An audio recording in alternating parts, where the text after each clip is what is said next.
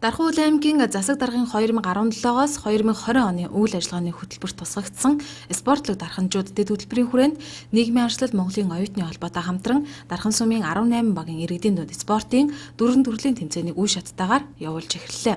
Өнгөрсөн амралтын өдөр буюу 2018 оны 4-р сарын 7-оос 8-ны өдрүүдэд Дархан сумын 1, 2, 3 дугаар багийн иргэдийн дунд спортын тэмцээн болж аваргуудаа шалгаруулсан байна.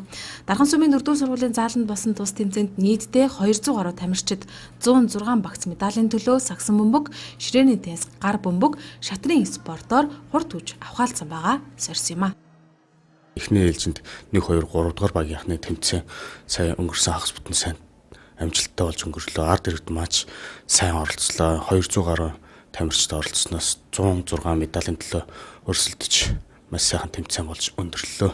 Аймагаас зөвхөн байгуулж байгаа энэ тэмцээнд спортлог байж та бүгд идэвхтэй оролцоосаа гэж хүсэж байна. Одоо энэ 7 хоногийн хагас бүтэн сайдэр 3, 4, 5 өргөө багууд дээр болон тэрний дараа 6, 7, 8 дугаар багууд дээр тэгээд 9, 10, 11 зарчмаар ингээд хагас бүтэн сайдэр бүхэн явагдаад ингээд дуусаад сүүлд нь аваргын төлөх тэмцээнийг аймгийн спортын газар ингээд хамтраа зохион байгуулахаар төлөвлөж ажиллаж байна.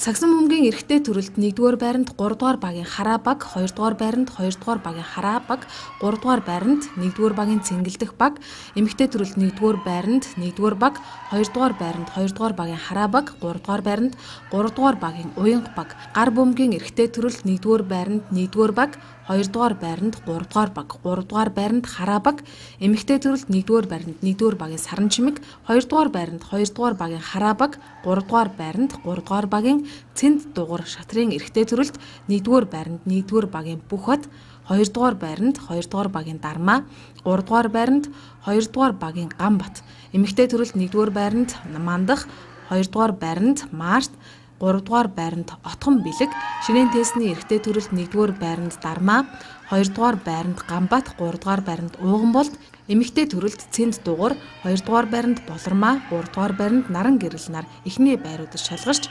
өргөмжлөл, мөнгөн шагналж, батламж, медалийн эзэд болсон юм а.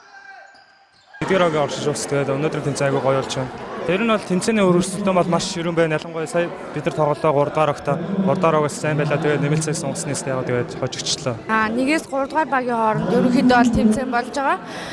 Тэгээд 3 багийн дунд өрсөлдөөнтэй болж байна. Тэгээд би болохоор 2 дахь багаас орж байгаа. Ер нь ерөнхийдөө бол дайггүй гоё байна. Амралтын өдөр бүр явагдах энэхүү тэмцээн энэ 7 хоногт Дархан сумын 4, 5 өргөө багуудын иргэдийн дунд өрнөх бөгөөд дарханчууд та бүхнийг идэвхтэй оролцохыг уриалж байна.